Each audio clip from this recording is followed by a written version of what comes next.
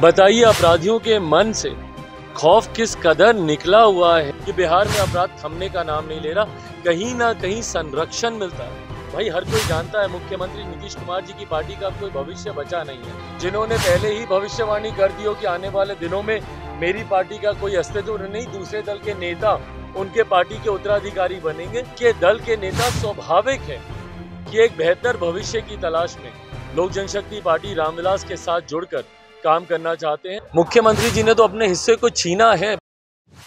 नमस्कार, आप सभी का स्वागत है इनसाइडर लाइफ में और मैं हूं आपके साथ ज्योति शर्मा।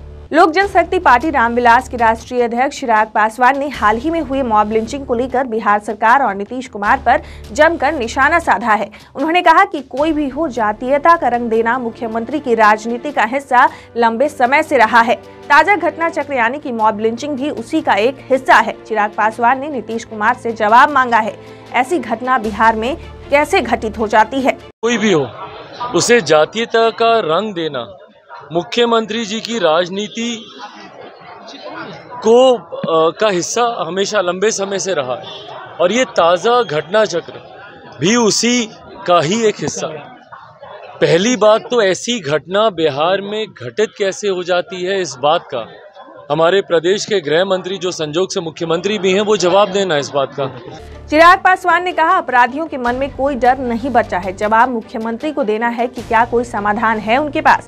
क्या समाधान है इन घटनाओं को रोकने का? बताइए अपराधियों के मन से खौफ किस कदर निकला हुआ है कि इस तरीके से 3 युवकों को बांधकर किस तरीके से उनको पीटा गया है, इस कदर की एक की हत्या हो गई, दूसरे बाकी 2 का अभी इलाज चल रहा है और हालत नाजुक है। तो ये अपने में दर्शाता है कि पहली बात तो अपराधियों के मन में अब डर बचा नहीं है। लॉ एंड ऑर्डर का, कानून का किसी तरीके का ना डर बचा है ना सम्मान बचा है। जवाब मुख्यमंत्री जी को देना है कि क्या कोई समाधान है उनके पास, या इसी तरीके से अब अराजकता के माहौल में डर के साए में बिहारी जीने के लिए मजबूर हैं कि ना जाने कब उनके साथ क्या घटना घट जाए, क्योंकि ना किसी अपराधी को पकड़ा जाता है ना सज़ा दी जाती है। आप लगभग पिछले 2 साल 4 साल से आप देख लीजिए, निरंतरता में किसी अपराध को लेकर शायद ही कोई ऐसी जगह होगी जहाँ पे हम लोग नहीं गए, पर कौन से अपराधी को सज़ा मिली, कितने अपराधियों को सलाखों के पीछे डाला गया। आज की तारीख में अगर आप आंकड़े निकाल के देखेंगे तो वो आंकड़े आपको ताज्जुब होगा वो आंकड़े देखकर कि भैया पहली बात तो अपराध हो जाता है, उसके बाद अपराधियों को पकड़ा नहीं जाता। गलती से किसी अपराधी को अगर पकड़ लिया गया तो उसको भी तथ्यों के अभाव में, लैक ऑफ एविडेंस का हवाला देते हुए उन अपराधियों को भी बाद में छोड़ दिया जाता है। और ये सबसे बड़ा कारण है कि बिहार में अपराध थमने का नाम नहीं ले रहा, कहीं ना कहीं संरक्षण मिलता है। सरकार, सरकारी तंत्र, प्रशासन के द्वारा ऐसे अपराधियों को परिणाम स्वरूप बिहार में अपराध बेलगाम। वहीं उपेंद्र कुशवाहा के बयान पर चिराग पासवान ने उनका समर्थन किया है। उन्होंने नीतीश कुमार पर गंभीर आरोप लगाए हैं। चिराग पासवान का कहना है कि जेडीयू का कोई भविष्य नहीं बचा है, इसलिए उनके दल के नेता एक बेहतर भविष्य की तलाश में लोक जनशक्ति पार्टी रामविलास के साथ जुड़कर काम करना चाहते हैं। आगे क्या कुछ कहा है चिराग पासवान ने, आप खुद सुनिए। बिल्कुल सही बात है भैया, शरद जी की पार्टी रही थी, उससे पहले समता पार्टी को जिस तरीके से जॉर्ज साहब ने मजबूती प्रदान करने का काम किया, बाद में किस तरीके से ये लोग साथ में जुड़े, शरद यादव जी के समय में पार्टी ने कई नई ऊंचाइयां हासिल करने का उन्होंने काम किया।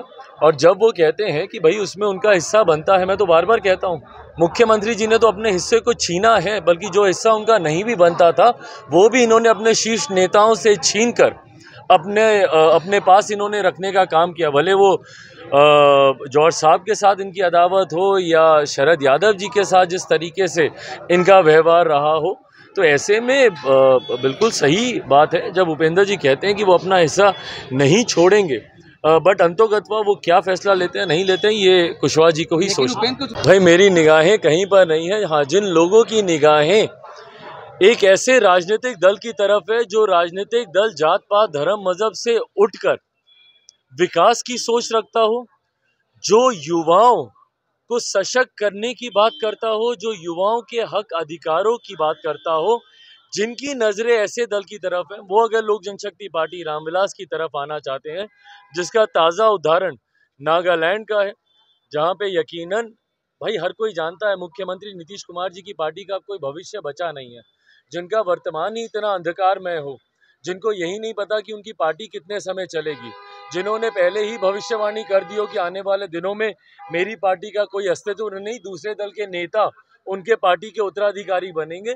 तो जब ये बातें ही स्पष्ट हो गई हैं कि एक ऐसा राजनीतिक दल जिनका भविष्य ही नहीं बचा हो, ऐसे में उनके दल के नेता स्वाभाविक है कि एक बेहतर भविष्य की तलाश में लोक जनशक्ति पार्टी रामविलास के साथ जुड़कर काम करना चाहते हैं। जहां तक रही बात नागालैंड में चुनाव को लेकर, लोक जनशक्ति पार्टी रामविलास का संगठन मजबूती से आगे काम कर रहा है।